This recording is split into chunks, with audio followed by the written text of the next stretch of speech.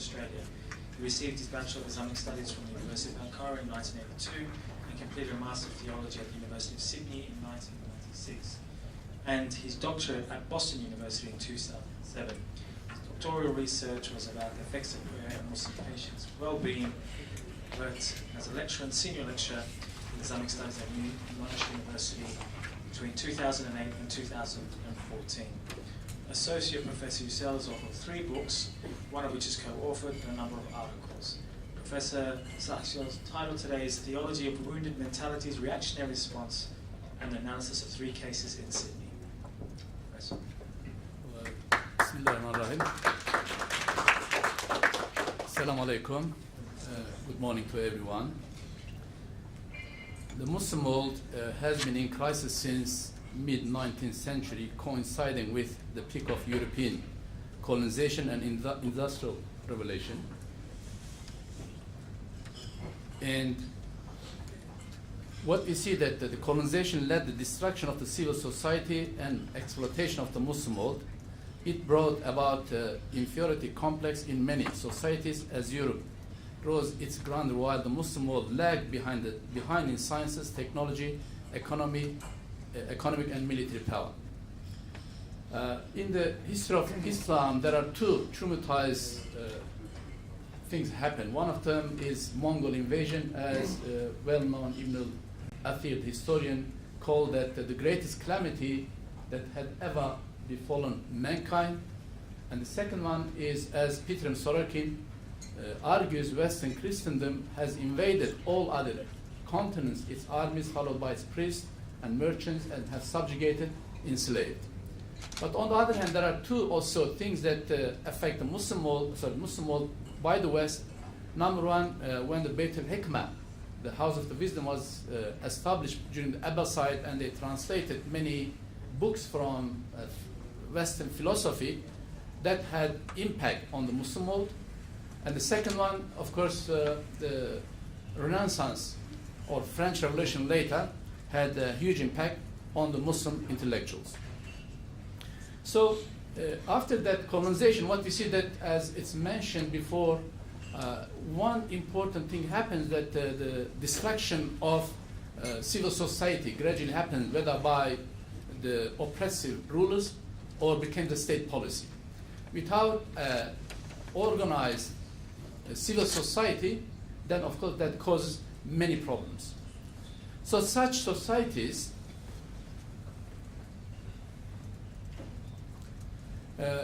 they produce different type of humans, especially youth.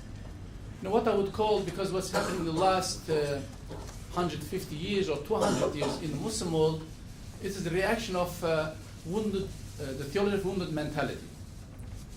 And it is occupying for many, especially in youth, and also when I say youth, especially those who are involved with the Islamic activities. So such societies can produce either radicals who cause great harm, or apathetic and pessimistic generation. However, there is also some groups that they will be always proactive, peaceful, and work in a constructive way for the common good and to solve the problem. So when we look at radical Islam, by the way, if you ask Sheikh Google, you will find many answers. Sometimes Sheikh Google is a good source, but sometimes the sources are not relevant. So radical Islam was almost unknown in the Western world before 1979. According to David Harrington Watt, he made a research in 2010. He says that the word of fundamentalism even was used almost exclusively in reference to the beliefs of practice associated with Protestant Christians such as Jerry Falwell. And in similar, we see that there are not many articles in academia as well. But after that, after 79 till 2010, the catalog of Harvard Library contained more than 1,300 records of the text of Islamic fundamentalism or radicalism. We can see that how huge development. Whether this is a coincidence or, as some argues, is the product of the New World Order. So As I said, the wounded mentality has in three ways. First group with pessimism and silence, as I mentioned. The second group with knee-jerk reactions and violence, which is happening today in many parts of the Muslim world. And the third is proactive and peaceful resistance for common good. That also is happening in the Muslim world as well. So, because of whatever is going on in the Muslim world in the last, especially 2.5 decades, almost more than 4 million Muslims were killed, over 20 million Muslims were displaced, and particularly after 9/11, after that terrorist attack, prejudice towards Islam and Muslims have risen sharply. In response to this, some Muslim groups and individuals have reacted to prejudice and injustice through a reactionary behavior and sometimes with violence, as we can see. So that I call that such reactionary methodology as a wounded mentality, or theology of wounded mentality. So radicalism, where does it come from? First, it's an offshoot of what we call the political Islamism or political Islamist. When we look at the history of Islam, there is not such word not being used in the Quran or Sunnah, even in the Islamic literature, till, according to Şükrü Haneoğlu, he argues that the word of Islamism appeared in the late 19th century. It first time was used by the Orientalists. So we don't know such words that is being used in the Islamic history. However, there's only with one exception. Abu Hassan al-Ash'ari has a book called Maqalat-i Islamiyyin. Other than that, the word of Islamism or Islamist never been used in the Islamic literature. So when we look at that, what's going on, especially the theology of the wounded mentality, I will focus more on also a bit ISIS. It has been discussed since yesterday. I would disagree with some scholarly argument, because some says that, this is offshoot of just Wahhabism. When I did a bit research, this is a preliminary, by the way, the ISIS theology is highly sophisticated, and it is a product of well-designed social and religious engineering. It's not based on any particular, just a scholar or a school of thought or sect, though it seems to encompasses a bit from each. So we can't say just it's offshoot of Wahhabism, offshoot of this group. I did another research that I came across that the violent methodology of ISIS is very similar to called Karmatians in the 10th, 11th century, a sect that indiscriminately killing all Muslims, even attacked the Kaaba and killed over 20 pilgrims in one day. It's interesting that their methodology, as we see that ISIS, when they kill, they say Allahu Akbar or using some Quranic verses. The Karmatians, they had the same methodology. They had the same methodology. Although they are offshoot of a Shia group, but still, they also killed Shia pilgrims as well.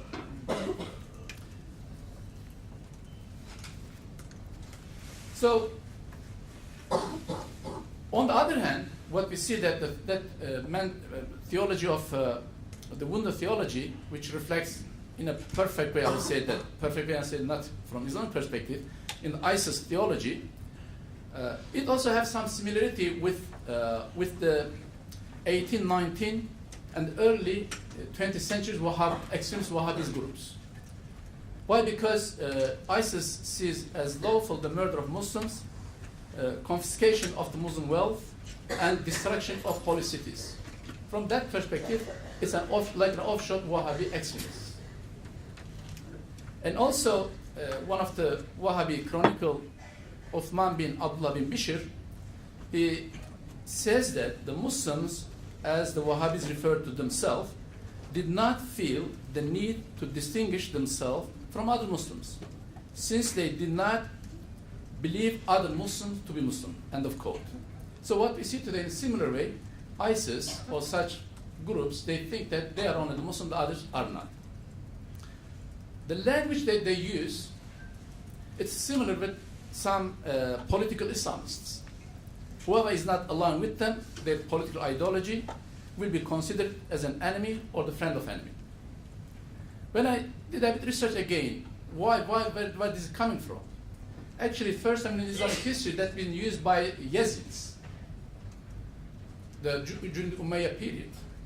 So Yazid made khutbah, at the end of khutbah, he cursed the Ahl Bayt, especially the fourth Caliph Ali, in the mosque, probably over 5,000-6,000 mosques, for almost 30 years.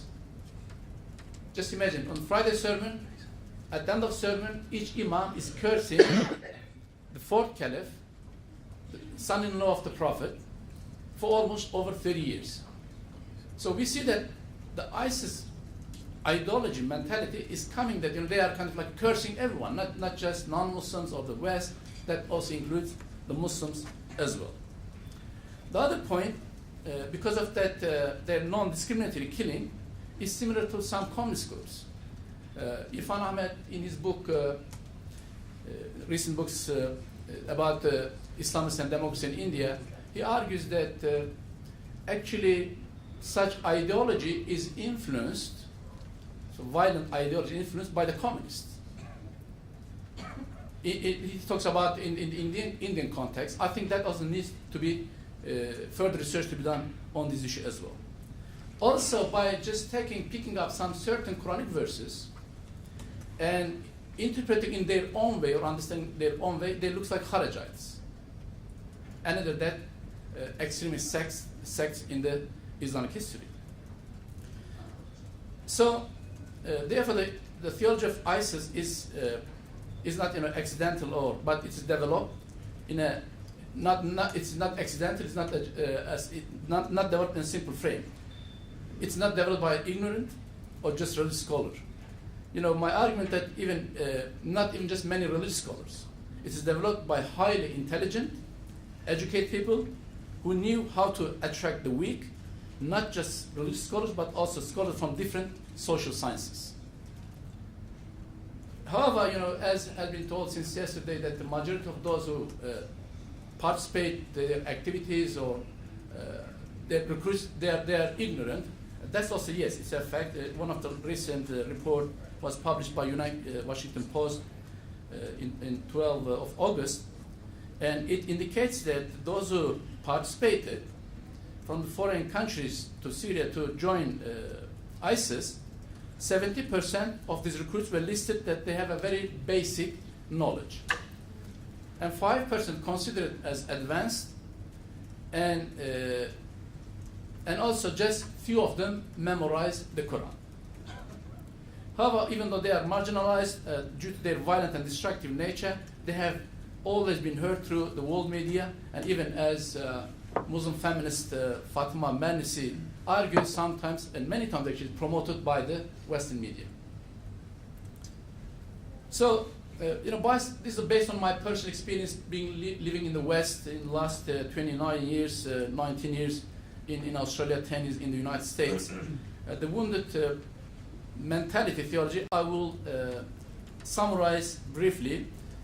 They are highly proud of the glory days of Islamic history, but in theory, they are highly proud of it. But in practice, it's opposite. And second, they believe that returning to the glory days, or their perception of it, is the way they understand it's the only way to return to that glory days. It must be through the military jihad.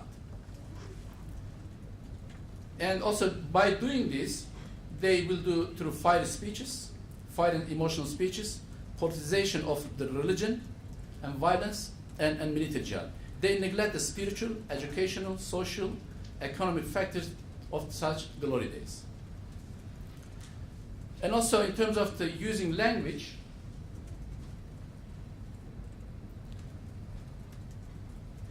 the using language, again, they would use the language of some political Islamists, as I mentioned earlier, will call everyone as their enemies. And also they see the focusing on spiritual activities and being proactive as a weakness, not as strength. So from that perspective, they are very similar to Kharijites, who see the violence as a means to create a change, not from the bottom to top, but from the top to bottom, and by force. So other part of my paper is about 3 Muslim youth who had sympathy towards ISIS, and also I don't want to go in details. I will give just also pseudonyms. I will not mention their names. I was involved with the Muslim Juvenile Rehabilitation Program and the 6th session with the 3 teenagers voluntarily because of my work experience in the jail. I worked 7 years in New South Wales. I was a Muslim chaplain, and also 4 or 5 years in the United States. So the first person, by the way, I attended with a Muslim social worker. 2 of us, we were involved to help because it was a court order, to talk to such young people. Would it be possible to have some effect in their heart and mind?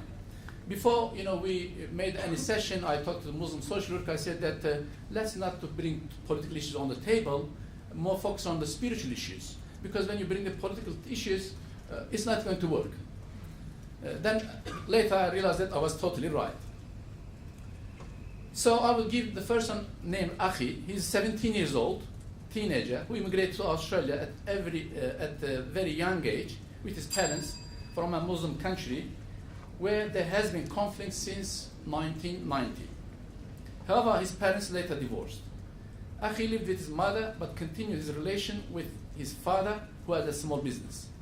Akhi was integrated at the age of 16 due to the open expression of his radical ideas, promoting violence and expressing sympathy towards ISIS. Due to his age, he was released on parole under the condition of attending the radicalization program. Akhi had sympathy towards the terrorist groups, such as ISIS, and even one of his close relatives was killed by the ISIS. It's interesting. He believed that as soon as a drop of his blood fell on the earth during the fighting, all his sins will be forgiven. For him, if a Muslim man does not have beard, he's a hypocrite. Also, he called me munafiq, hypocrite as well. But in return, I gave him a chocolate. The second teenager, called Turab, is 15 years old. He attends high school. Similar to Akhi, his parents are from war-torn countries and divorced. He has very little knowledge about Islam, but influenced by Akhi and other teenager I engage with, he too had a sympathy towards ISIS. When we meet, he was wearing his own cultural dress and looked uncomfortable. While being with myself and the Muslim social worker, he received 5 phone calls in 20 minutes. The third I called, pseudonym as Harb, which means war in Islam, because he stated that he wanted to go to war. He's 19 years old. He looked smart but fussy. He tried influence Turab during our session. As I had the session with Turab and Harb together, when I asked a question, the 15-year-old Turab would not respond, but Harb would respond instead of him, because he did not want him to express himself. Probably, maybe he had the intention that he has not knowledge to respond to their questions. Harb is politically motivated. He wanted to be a hero, die as a hero, and it felt that they were wearing their cultural dress to attract attention and show their religiosity. So based on my analysis, 2 of them, Akhi and Harb, wanted to be active in the society and to desire to have power and status. Both believed that only way to follow the radicals and express themselves by using a radical rhetoric. And second, all were trying to find an Islamic knowledge for justification of their actions. They searched different religious centers or gatherings until they found what supported to their views.